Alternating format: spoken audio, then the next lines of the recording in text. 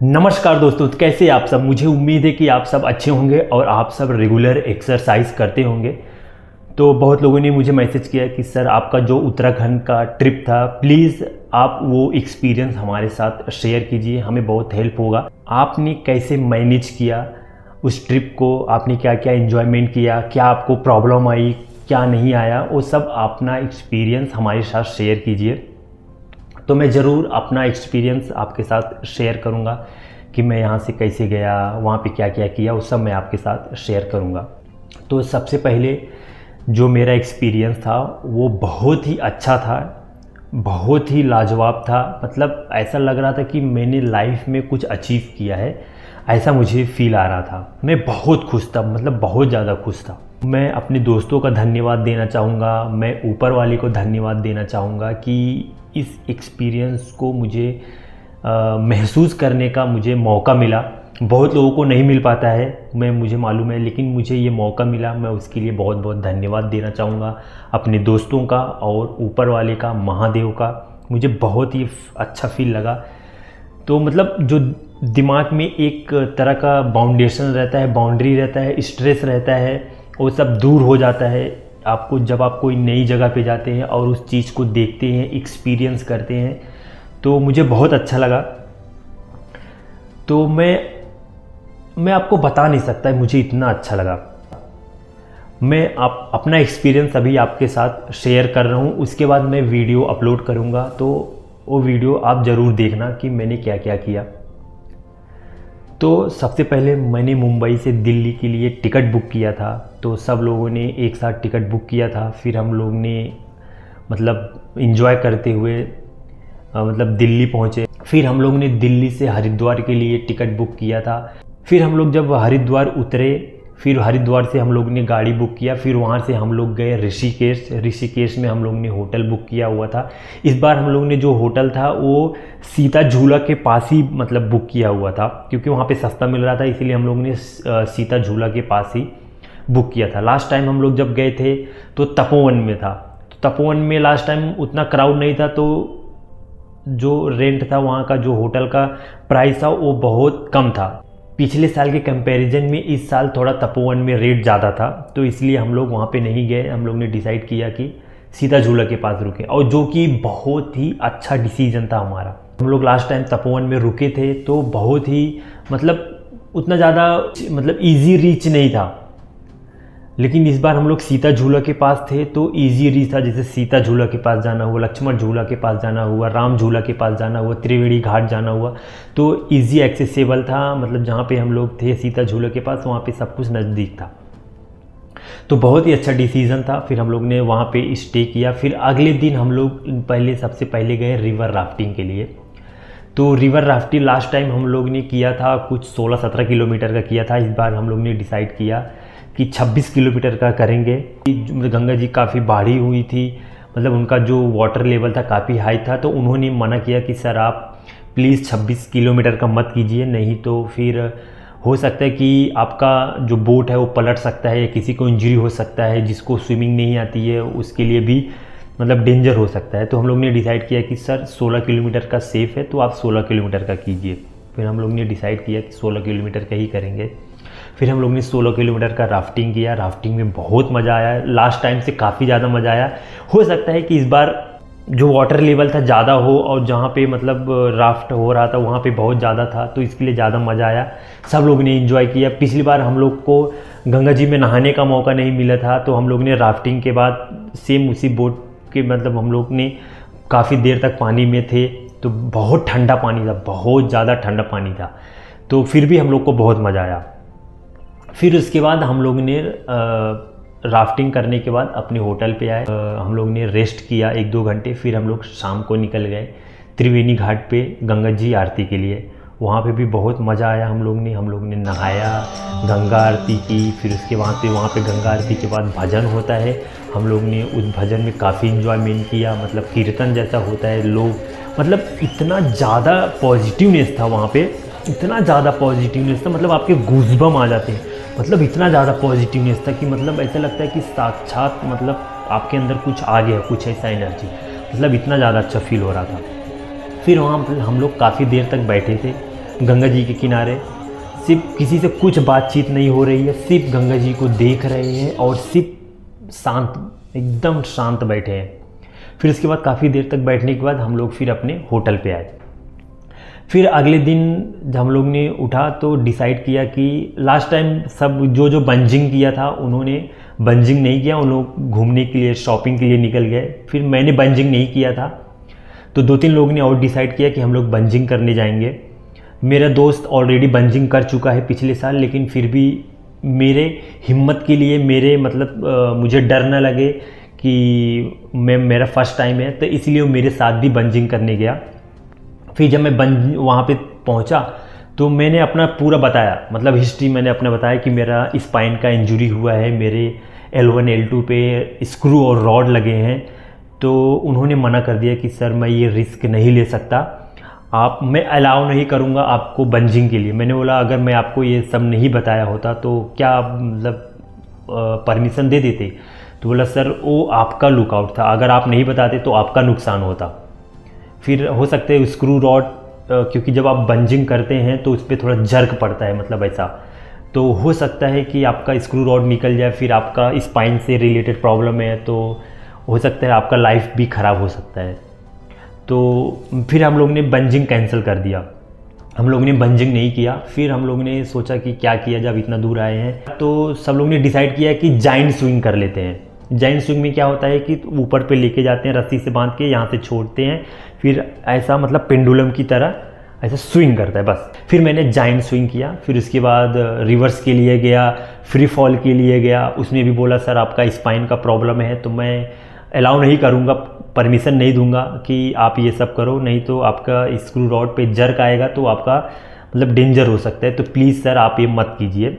फिर हम लोग ने वो भी नहीं किया, सिर्फ जाइंट स्विंग किया। बोला सर आप जाइंट स्विंग कर सकते हो, उसमें कुछ भी इशू नहीं होगा, उसमें जर्क भी नहीं आता है, तो आप वो ये कर सकते हो। तो हम लोग ने जाइंट स्विंग किया। फिर जाइंट स्विंग के बाद हम लोग फिर इसके बाद फिर वहाँ से गंगा जी किनारे गए, बैठे काफ़ी देर तक। फिर इसके बाद शाम को आया, डिनर किया, फिर हम लोग ने होटल पे अपने आके रुके। फिर अगले दिन मैं निकल गया रुद्रनाथ के लिए।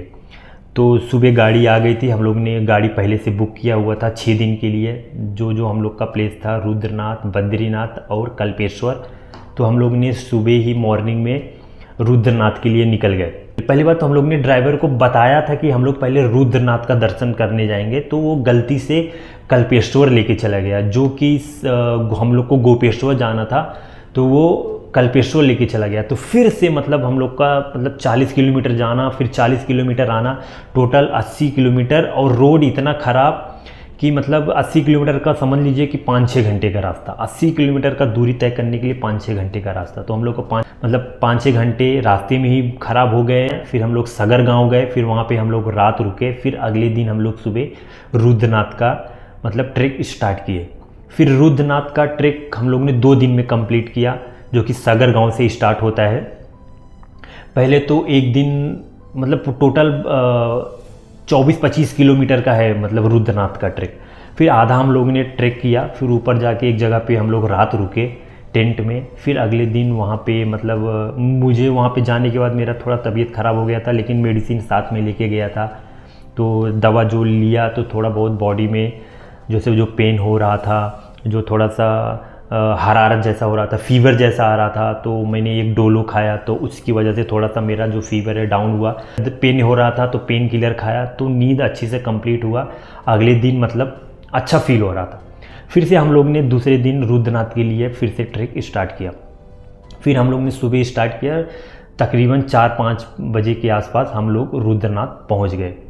फिर उसके बाद रुद्रनाथ में इतना ज़्यादा ठंड था, इतना ज़्यादा ठंड था, -1 डिग्री 2 डिग्री टेम्परेचर था। ऊपर से मतलब ओले पड़ रहे थे, बर्फ़ पड़ रहा था रात में। हम लोग ने बस भगवान से ये मना रहे थे, भगवान प्लीज़ ये ओले गिरना बंद हो जाए। बारिश भी होने लगा उसी में, तो ठंड और बढ़ गई। और वहाँ पे रूम भी नहीं है, मतलब जो वहाँ की व्यवस्था है, ना बाथरूम की अच्छे से व्यवस्था है, ना वहाँ पे होटल की व्यवस्था है, ना वहाँ पे ठीक से खाने की व्यवस्था है, ना वहाँ पे रहने की व्यवस्था है, कुछ भी मतलब वहाँ पे चीज़ का व्यवस्था नहीं है।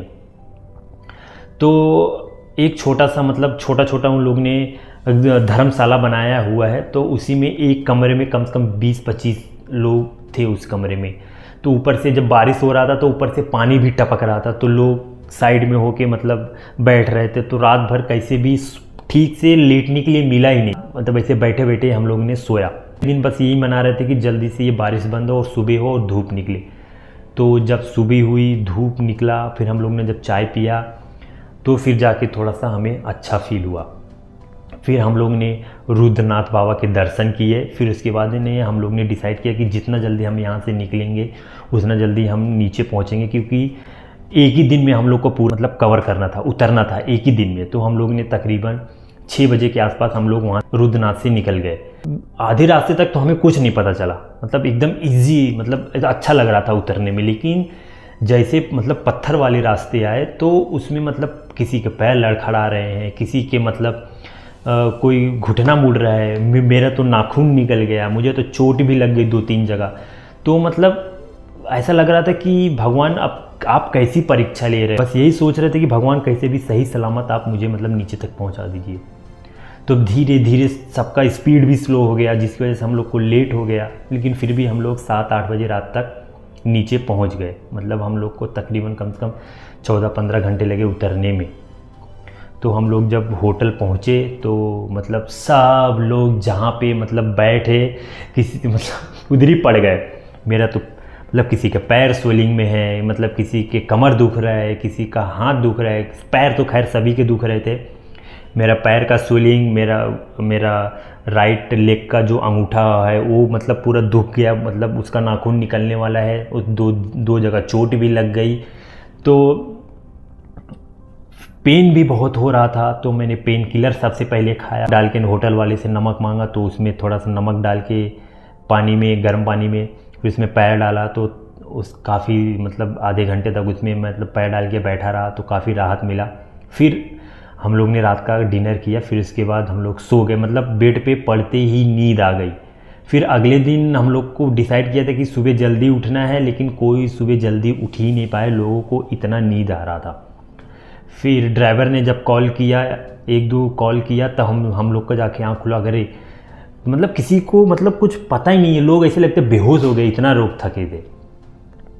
फिर उसके बाद क्या हुआ कि हम लोग ने फिर उठे, फिर हम लोग ने नहाया धोया, फिर हम लोग कल्पेश्वर के लिए निकल गए। कल्पेश्वर एकदम ईजी था, मतलब एकदम मंदिर तक गाड़ी जाती है, तो उसमें कोई भी ऐसा ट्रैक करना नहीं था। हम लोग ने अच्छे से दर्शन किया, एकदम गर्भगृह में जाके दर्शन किया, आरती किए। फिर उसके बाद काफ़ी देर तक बैठे रहे वहाँ पे। मतलब झरना था, बहुत अच्छा झरना था। हम लोग ने वहाँ पे नहाया काफ़ी देर तक। बहुत ठंडा पानी था, इतना ठंडा पानी था कि मुझे तो लग रहा है कि कम से कम 1-2 डिग्री टेम्परेचर का तो पानी रहेगा, क्योंकि सीधा वो पहाड़ से गिर रहा था, बर्फ़ का ही पानी था वो। गाड़ी में बैठे और बद्रीनाथ के लिए निकल गए। बद्रीनाथ पहुँचते काफ़ी लेट हो चुका था, तो मतलब रात हो गया था, तकरीबन 10 साढ़े 10 बज गए थे। फिर हम लोग ने बद्रीनाथ का ये किया कि हम लोग लाइन में नहीं लगेंगे, क्योंकि अगर लाइन में लगेंगे तो फिर हम लोग को ऋषिकेश आने के लिए लेट हो जाएगा। तो हम लोग बाहर से ही बद्रीनाथ जी के दर्शन कर लेते हैं कि प्रभु आपका बहुत बहुत धन्यवाद, हम यहाँ तक पहुँच गए, बस अपना आशीर्वाद हमारे ऊपर बनाए रखना। प्रभु के दर्शन किए, जो भी प्रसाद लिए। हम लोगों ने डिसाइड किया कि रात हम लोग यहाँ पे नहीं रुकेंगे। फिर हम लोग ने गाड़ी में बैठे और उसी रात हम लोग रिटर्न ऋषिकेश के लिए आ गए। फिर हम लोग रात में तकरीबन निकलते 1-1:30 बज गया था। तो 1-1:30 बजे हम लोग बद्रीनाथ से निकले। हम लोग को पहुँचते पहुँचते ऋषिकेश 12-1 बज गए थे, मतलब दिन के।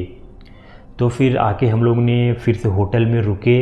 अगले दिन हम लोग फिर आए हरिद्वार। फिर वहाँ से हम लोग आए हरिद्वार से फिर हम लोगों ने बस बुक किया हुआ था जो हम लोग को दिल्ली छोड़ा। फिर दिल्ली से हम लोग ट्रेन में बैठ के अपने अपने घर आ गए। तो जो मेरा एक्सपीरियंस था वो काफ़ी अच्छा था गाइस। अगर आपको भी कभी अगर घूमने का मौका मिले, नहीं मैं बोल रहा हूँ आप ऋषिकेश जाइए, उत्तराखंड जाइए, कहीं भी आप छोटी मोटी जगह जाइए, तो आपको एक ना रिलीफ मिलता है।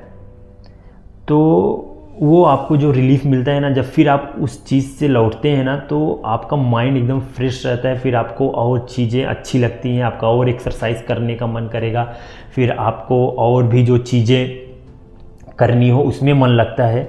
तो जो मेरा एक्सपीरियंस था, मैं अपने दोस्तों का धन्यवाद देना चाहूँगा कि वो मुझे बहुत सपोर्ट किया, क्योंकि जब ट्रिक के टाइम में, जब मैं ट्रिक कर रहा था तो मैं कहीं कहीं से फिसल रहा था, तो मेरा दोस्त मुझे सपोर्ट कर रहा था, मैं उसके कंधे पे हाथ रख के मतलब धीरे धीरे नीचे उतर रहा था। तो इसीलिए मैं ट्रिक कर पाता हूँ। लोग मेरे से पूछते हैं सर आप ट्रिक कैसे कर पाते हो, मैं यही रीज़न है क्योंकि मेरे दोस्त मेरे साथ रहते हैं, तो मेरा मनोबल बढ़ता है, मेरा जो आत्मविश्वास है वो बढ़ता है कि मुझे मालूम है कि अगर मुझे कुछ होगा तो ये लोग संभाल लेंगे। तो जब आपके पीछे कोई खड़ा रहता है ना, तो आपको कॉन्फिडेंस मिलता है कि मैं ये अगर करने जा रहा हूँ, अगर मुझे कुछ हो गया तो ये मेरे फैमिली वाले, मेरे दोस्त, मेरे जो पीछे खड़े हैं मुझे संभाल लेंगे। तब आपका जो मोरल रहता है एकदम हाई रहता है, आपका जो आत्मविश्वास रहता है एकदम हाई रहता है, तब आप उसको कर पाते हैं। जैसे जो एशियाई हमारे भाई हैं, जिनका बहुत लोग बोलते हैं उनकी फैमिली सपोर्ट नहीं करती है, उनके दोस्त लोग उनसे बात नहीं करते हैं, तो फिर उनका मनोबल भी टूट जाता है। उन लोग सोचते हैं फिर मैं कैसे एक्सरसाइज करूं, मुझे कौन सपोर्ट करने वाला नहीं है। फिर वहाँ पे ना जब आपका मनोबल एक बार टूट जाता है ना, फिर आपका एक्सरसाइज करने का मन नहीं करेगा, फिर आपका जो पॉजिटिवनेस है वो कम हो जाता है, तो फिर आपका जो क्या बोलते हैं रिकवरी है वो स्लो हो जाता है। तो सपोर्ट बहुत ज़्यादा ज़रूरी रहता है, तब जाके हमें वो रिज़ल्ट दिखना स्टार्ट होता है। तो गाइस ये रहा मेरा एक्सपीरियंस, और इसके बाद मैं अपना वीडियो अपलोड करूँगा, तो आप वो सब देखना। मिलते हैं आपको नेक्स्ट वीडियो में, तब तक के लिए धन्यवाद। जय हिंद।